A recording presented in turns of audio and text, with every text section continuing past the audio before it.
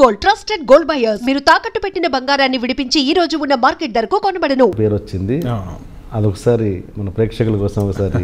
ఇప్పటిదాకా నేను చేసిన స్టేజ్ పర్ఫార్మెన్స్ అన్నిట్లలో నాకు బాగా ఇష్టమైంది, నాకు బాగా పేరు తెచ్చింది, బాగా సెల్ఫ్ సాటిస్ఫాక్షన్ వచ్చింది కూడా.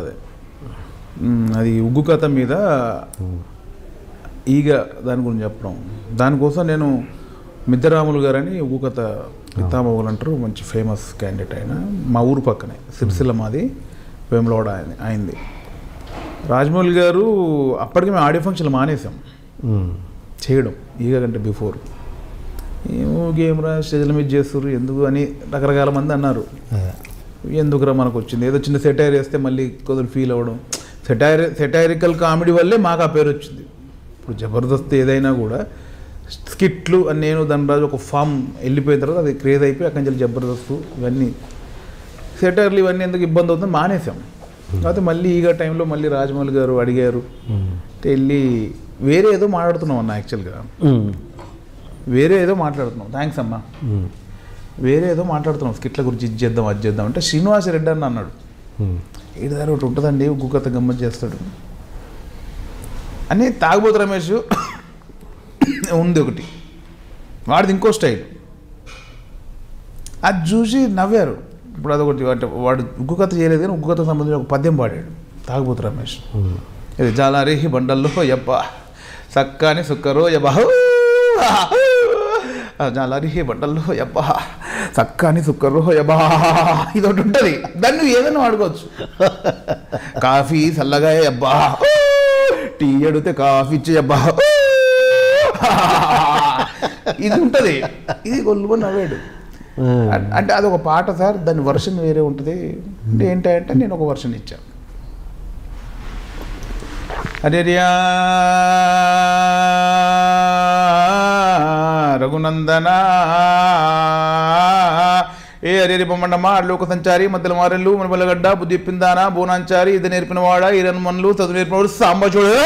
ఆదేవి దండామా భూదేవి దండామా ఆదేవి దండామా భూదేవి దండా లోకల నేటేటి శంకర దండామా లోకల నెలేటి శంకర దండాం దండము నారాయణ దాపర మందాగ చూసిన ఎవరి లోకం వాళ్ళు ఎడుతురు శివుడే లించి ఉన్నందులో కోట బ్రహ్మలించి సత్యలోకం భూలోకనాల లోపట ఆ యొక్క మరి టీఎన్ఆర్ అని ఒక వ్యక్తి మరి టీఎన్ఆర్ ఇంటర్వ్యూ చేస్తాడు. 1 కాదు 2 కాదు 3 కాదు 95 ఇంటర్వ్యూ చేసిండయ్యా, 95 చేసిండా.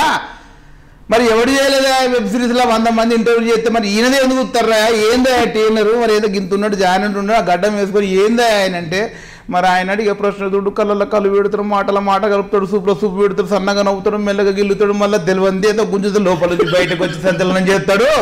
అందుకే కదనయ్యా మరి ఆ టీఎన్ఆర్ మరి ఇన్ని ఇంటర్వ్యూ చేసిండు. అదేవి దండా భూదేవి దండా, నువ్వు ఏదైనా ఎత్తుకో ఇంకా దాంట్లో. రామ రామ కోదండ రామ కోదండ రామ రామ రామ కోదండ రామ కోదండ రామ ఒక్కటాయే 2 ఆయే కోదండ రామ, ఇట్లా నువ్వు ఏదైనా వేసుకోదాని మీద ఇలా ఉంటుందని టపటపట 4 పంచులు వేసిన. ఆయనకు అద్భుతంగా నచ్చింది రాజమౌళి గారికి. ఓకే విజయండి బాగుంది అన్నారు కానీ కాదండి రాజమౌళి గారే నవ్వి బాగుంది జయండి కాదని అలగనవా. బయటకు వచ్చాక ఇప్పుడు వద్దనుకున్నాం కదా మేము ఆడియో ఫంక్షన్లు, మళ్ళీ గజ్జలు కట్టి విజలు ఏం చేస్తాం రా సార్ అడిగిండు, పని చేద్దాం రా. ఆయన 4 రోజులు ఆయన టైం ఇచ్చాడు, 4 డేస్ తర్వాత రండి నాకు చెప్పండి నేను. ఆయన రావట్లేదు సార్ అని చెప్దాం అని ఆయన దగ్గరికి వెళ్ళాం. ఏంటి చెప్పండి అని బాగా ఎగ్జైటింగ్ అడిగారు ఆయన.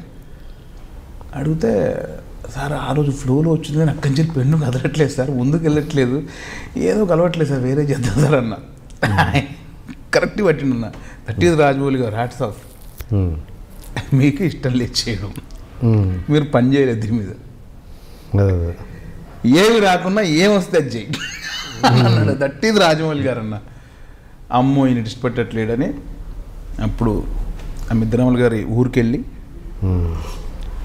ఆయన చనిపోయారు, వాళ్ళ అబ్బాయి పరశురాములని ఆయన దగ్గరికి వెళ్ళి కూర్చొని, ఇంకా నేను వేనన్న వచ్చిండు అని ఉంటుంది కన్నా మా ఊరి సైడ్ క్రేజ్. ఏందన్నా ఇట్లా వచ్చినావు అంటే, అన్న ఇట్లా ఒకటి చేద్దాం అనుకుంటున్నాం, నాకేందంటే నాన్న దగ్గర పనిచేసిన వాళ్ళు మెయిన్ ఎవరో కావాలి, నువ్వు కూడా కావాలి, మరి వస్తారా అన్న ఇట్లా చేయాలి ఒకటి అంటే, అన్న వస్తామన్నా ఖచ్చితంగా వస్తాం. అంటే ఇక రేపు ఆడియో ఫంక్షన్ అన్న రోజు ముందాలను ఊరు నుంచి పిలిపించి భోజనం పెట్టి అసలు ఏంది మనది ఎట్లా స్టార్ట్ అయ్యింది, స్టార్ట్ అయ్యేటప్పుడు దేవుళ్ళని తలుచుకుంటామన్నా, తలుచుకున్నాక ఇష్టదేవాలను తలుచుకుంటాం, దాని తర్వాత కంటెంట్లోకి వెళ్తాం. ఆ కంటెంట్లో ఏం జరిగిందని అప్పుడు చెప్తాం. సో ఎట్లా తలుచుకుంటారు ఏందని ఒక్కొక్కటి నోట్ చేసుకొని దాంట్లో సబ్జెక్టులు ఇంక్లూడ్ చేసి చేయడం జరిగింది. దానికి నేనెంత ప్రాణం పెట్టినానో తాగుబోతు రమేష్ అంత ప్రాణం పెట్టినాను. అంటే నేను అనర్గళంగా పోతుంటా, వాడు కట్ చేసుకుంటూ కథలో పాయింట్లు అడుగుతూ ఉండాలి. అంత స్పాంటేనిటీ ఎక్కువ కదా దాంట్లో, ప్రిపేర్డ్. కానీ మీకు ఏంటంటే ఒక 20-30 మినిట్స్ ఉన్నదానికి స్క్రిప్ట్ ఫాలో అయితే అవ్వదు. అంటే కల్చర్ ఫాలో అవ్వకుంటూ ఏ పాయింట్ అడగాలి, ఇప్పుడు టీఎన్ఆర్ గురించి అడగాలి, వెబ్ సిరీస్ అడగాలి, ఐ డ్రీమ్ గురించి అడగాలి, ఒక 1 తర్వాత 1 ఈ సెటప్ అయినాక మళ్ళీ అలా వెళ్ళిపోయాం. అది అద్భుతంగా వర్కౌట్ అయింది. The best. Thanks for Rajamouli గారు, thank you very much sir. నా లైఫ్ బెస్ట్ మెమొరీ ఈ ఆడియో ఫంక్షన్. అంటే నాకు అది చూసినప్పుడు డౌట్ వచ్చింది ఏంటంటే అది ఓకే ఇదంతా తెలంగాణ వాళ్ళు బాగా ఎంజాయ్ చేస్తారు, నేనైతే విపరీతంగా ఎంజాయ్ చేశాను. బట్ అక్కడ ఇది ఆంధ్ర వాళ్ళకి ఎంతవరకు క్యాచ్ చేయగలరు ఆ వర్డ్స్ని? ఎంజాయ్ క్యాచ్ చేయలేదు కాదు కానీ క్యాచ్ చేశారో లేదో నాకు తెలియదు కానీ ఒకటి జరుగుతుందన్న, అక్కడ ఒక కొత్త ప్యాటర్న్ లో వీళ్ళంతా బాగా ఎంజాయ్ చేశారు, సబ్జెక్ట్ చెప్తున్నారు. సో అర్థం చేయకుండా కంటెంట్ అర్థమవుతుంది. మనం కొన్ని హిందీ సినిమాలు వేరే సినిమాలు చూస్తాం, మనకు అర్థం కాదు భాష, కానీ అక్కడ తెలిసిపోతుంటుంది ఏం జరుగుతుందని. ఓకే, ఎంజాయ్ చేసుకుంటాం. అలా చాలా మంది తీసుకున్నారు. సమంత కూడా నవ్వుతుంది కదా. సో వాళ్ళందరికీ డెప్త్ వర్డ్లు తెలియదు కదా. దీని కెమెరామెన్ ఎవరంటే కేకే సేందులు అంటే ఆయన కర్రే ఉంటాడు. ఆ సౌండింగ్ సెన్స్ అర్థమైపోయింది కదా, కర్రే అంటే బ్లాక్.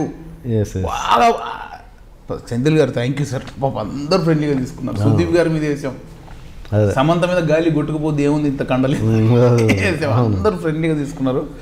మరి అదే అన్నట్టు ఆ సౌండింగ్, ఆ అట్మాస్ఫియరు, మేము అనర్గళంగా ఫ్లో వెళ్తున్న ఫ్లో అదంతా బాగా తెలంగాణ వర్డ్స్ అర్థం కాకుండా ఎంజాయ్ చేశారు. ఓకే, దీని మీద ఒక చిన్న అపవాదం ఏంటంటే నీ మీద, ఉగ్గు కళాకారులని నువ్వు సిరిసిల్ల నుంచి తీసుకొచ్చావు, బట్ పేమెంట్ దగ్గర వాళ్ళకి నువ్వు న్యాయం చేయలేదు, డబ్బులు తనే తీసుకున్నాడు అన్నది ఒక చిన్న అపవాదం ఉంది. ఎంతవరకు నిజం అది? ఇది జస్ట్ గాసిప్ అంతే. వాళ్ళు లైఫ్లో ది బెస్ట్ అచీవ్మెంట్లో ఫీల్ అయ్యారు. ఓకే ఓకే, ఎక్కడో నాలాంటి చిన్న సినిమా యాక్టర్నే చూడ్డానికి కూడా దొరకని పరిస్థితుల్లో దాసరి నారాయణరావు గారు, రాఘవేంద్రరావు గారు, రాజమౌళి గారు, వినాయక్ గారు, వెంకటేష్ గారు, నాగార్జున గారు, ప్రభాస్ గారు, జూనియర్ ఎన్టీఆర్ గారు, రవితేజ గారు, రానా గారు, నాని, ఇంతమంది గొప్ప గొప్ప యాక్టర్లు చూడడం కదా వాళ్ళ ముందు 15 నిమిషాల పర్ఫార్మెన్స్. అంటే నేను స్టేజ్ మీద ఉన్నప్పుడు వాళ్ళు ఉబ్బుదబ్బిపోయి ఏం జరుగుతుంది అసలు నేనే చేస్తుందనే ఫీల్ అంత ఆనందపడిపోయారు వాళ్ళు. ఓకే, వాళ్ళకి నేను రెమ్యునరేషన్ ఇచ్చి సత్కరించి ఫుడ్ పెట్టి పంపించాను. లైఫ్లో గొప్ప అచీవ్మెంట్ ఇచ్చావు నాయన, ఇంతమంది కళాకారుల ముందు మేము పర్ఫామ్ చేసి అదృష్టం ఇచ్చావు. మీరు ఇప్పటికీ ఆ వీడియో చూడండి, వెనకాల గజగొట్టి ఆయన అబ్బురపరుస్తుంటాడు, కంటెంట్లో ఉన్నాడు ఆయన, నవ్వుతుంటాడు. సో మరి అంత ఉన్నోళ్ళు పాయింట్ ఎక్కడి నుంచి వస్తుంది? Okay, just remark.